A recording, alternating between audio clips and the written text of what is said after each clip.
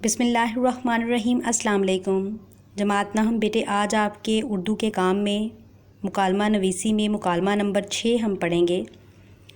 बेटे, जब आप अपनी कवायद इंशा पर जाते हैं तो यहाँ पर आपका मुकालमा नंबर 6 जो है वो मौजूद है। मुकालमे के आगाज़ में वो आपको इब्तदाइया ज़िक्र कर रहे हैं। कहते हैं, मिस्टर सत्तार अंजुम अपने बेटे नुमान के साथ होटल में दाखिल होते हैं। ये इब्तदाइया वो आपको बता रहे हैं। आगे इस मुकालमे में बेटे 2 किरदार हैं, सत्तार अंजुम और मैनेजर। सत्तार अंजुम कहते हैं, अस्सलाम वालेकुम। मैनेजर कहते हैं, वालेकुम सलाम, खुश आमदीद, क्या हुक्म है।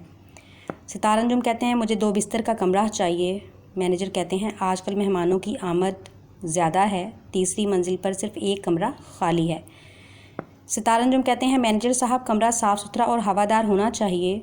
मैनेजर कहते हैं, हमारे होटल का हर कमरा नहायत साफ़ सुथरा, आप ऊपर जाकर देख लें।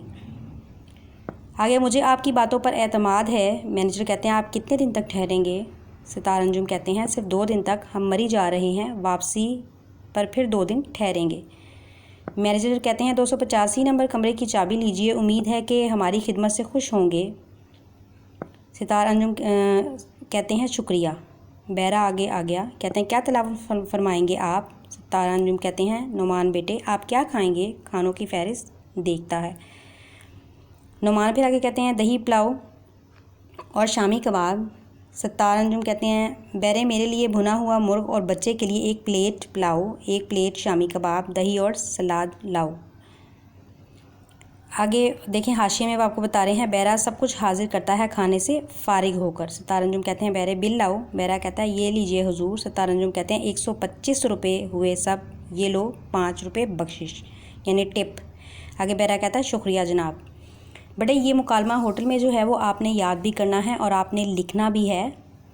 और इसके जब आप इसको लिखोगे तो आपने इस बात का ख्याल करना है कि इसके लिखने में कोई भी रमूज़ औक़ाफ़ का हिस्सा जो है वो छूटना नहीं चाहिए।